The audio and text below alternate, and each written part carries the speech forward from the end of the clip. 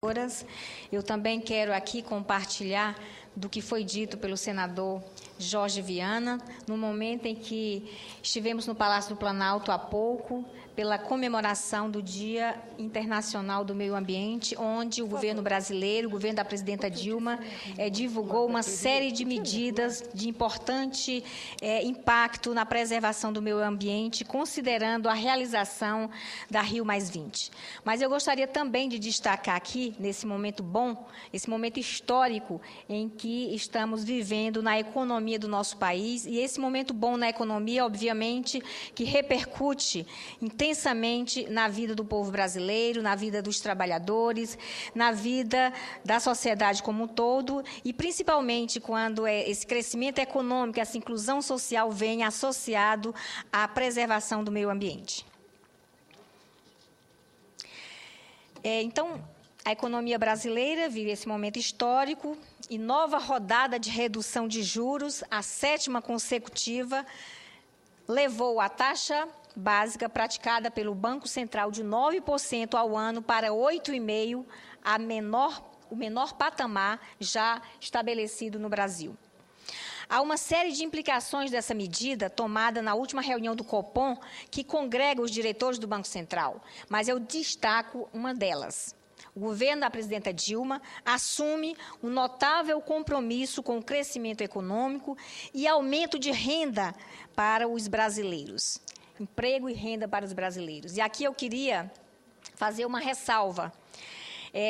Quando nós falamos de emprego e renda para os brasileiros, eu desejo aqui fazer uma ressalva porque eu considero que teve um impacto negativo a edição da medida provisória 568, que implica em corte à metade dos salários dos médicos que trabalham no sistema, nas instituições federais.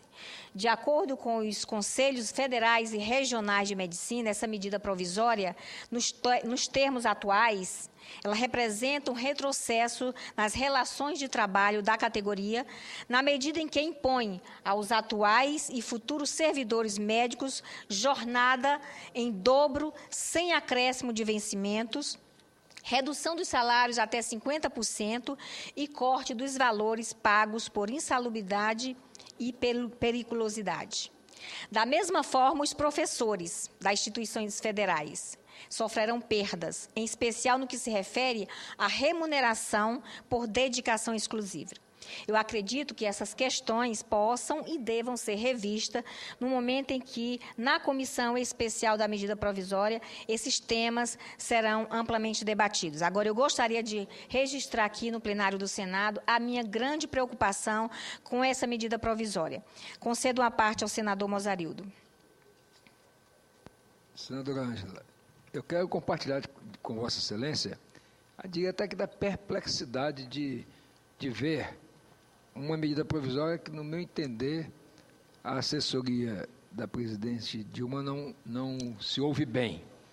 Porque, no momento em que os índices e as pesquisas e a avaliação de todo o sistema de saúde como um todo é ruim, vem uma medida provisória que reduz, na prática, o salário dos médicos. Por outro lado, identicamente com relação aos professores. Então, ora, são as duas áreas mais preocupantes, que disparadamente nas pesquisas a saúde é a coisa que mais incomoda de maneira negativa a população. E a educação, que eu sempre digo, sem educação não se faz sequer saúde, porque como é que se pode ter o professor dando aula, o aluno aprendendo, e mesmo se ter, digamos assim, bons hábitos de saúde se não tiver educação. Então, eu espero realmente que nós possamos aqui fazer uma coisa de comum acordo para que essa medida provisória não seja aprovada da forma como está, porque realmente representa, como disse Vossa Excelência, um retrocesso em tudo que vinha sendo feito. Obrigada, senador. Eu tenho a convicção e a compreensão de que o governo, os membros da comissão especial que vai discutir essa medida provisória certamente irão encontrar uma forma de amenizar esse impacto no salário dos médicos e dos professores brasileiros. Tenho convicção disso. Eu queria ressaltar também que a presidenta vem cumprindo rigorosamente um outro compromisso assumido ainda no período eleitoral, o de manter a estabilidade econômica. Verifica-se que o gasto público tem sido mantido sob controle e que se preservam as metas de superávit fiscal. A consequência disso tudo é que a inflação permanece em patamares baixos. Deve, inclusive, reduzir-se nos próximos anos. Isso significa que se protege o poder aquisitivo do cidadão comum, postura adotada desde o início do Plano Real e seguida à risca durante os 8 anos do governo do presidente Lula. Esse equilíbrio permitiu que tivéssemos sucessivos anos de expansão econômica, o que se refletiu no padrão de vida da população brasileira. A combinação entre desenvolvimento, inflação baixa e políticas sociais progressistas conduziu a um resultado ímpar em nossa história. Desde o início do primeiro governo Lula e até hoje, conseguimos altas taxas de crescimento e redução extremamente significativa das desigualdades de renda, tudo isso com estabilidade. Poucos governos em todo o mundo terão assegurados estas condições durante período tão longo. Mas é preciso manter estas conquistas, e a presidenta Dilma tem trabalhado com extrema competência nesse sentido. Todos sabemos que existe uma crise mundial. A partir dos Estados Unidos, que desde 2008 amarga baixas taxas de crescimentos e altos índices de desemprego. Atingiu a Europa, hoje, seu epicentro.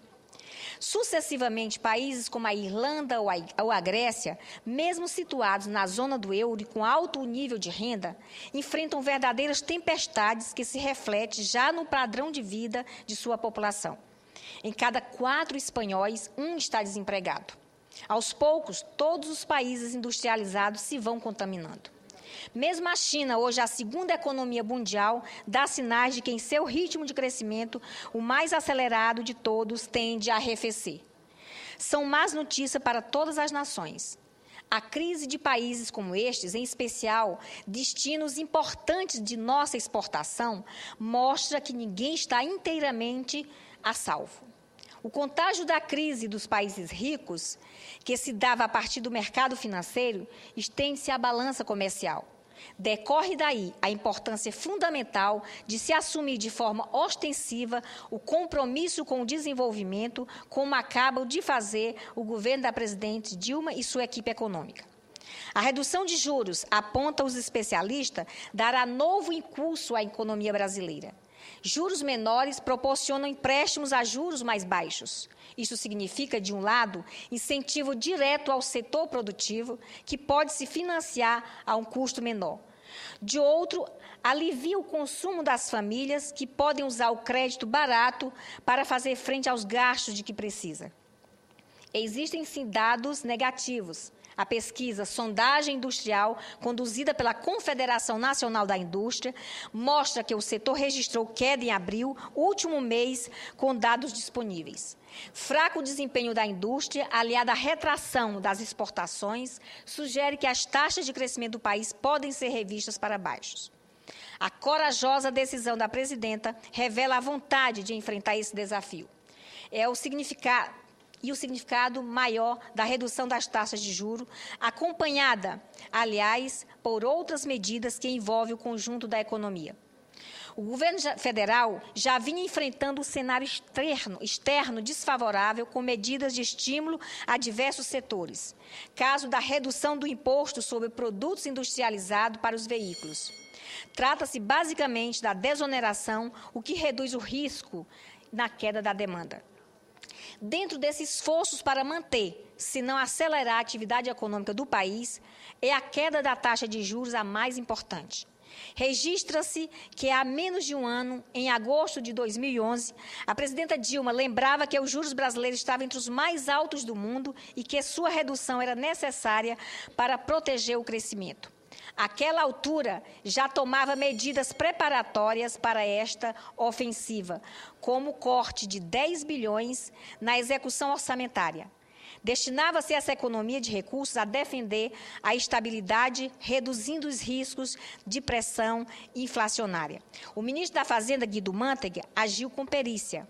Combinou a redução da taxa básica decidida pelo Banco Central com corte nos juros praticados pelas instituições financeiras oficiais. Com essa postura enérgica, conduziu os bancos privados a também reduzirem os juros que cobram. É a forma de manter o nível de consumo e, paralelamente, atingir outro objetivo, que é a redução da inadimplência. Faz-se até aqui um ajuste na remuneração da poupança para evitar desequilíbrios. A população soube compreender essas mudanças. Senhora Presidente, o Brasil conseguiu enfrentar com êxito o primeiro impacto da crise financeira internacional em 2008. Para concluir, presidente, hoje, assegura-nos o ministro Manteiga, o Brasil está ainda mais preparado para novo impacto. As reservas internacionais, que há 4 anos já atingiam 200 bilhões de dólares, hoje estão acima de 373 bilhões de dólares. São informações tranquilizadoras. A decisão de baixar os juros a um nível inédito na nossa história, combinada com a preservação dos programas sociais e com a manutenção da estabilidade da moeda, reúne os principais ingredientes para estimular o crescimento econômico.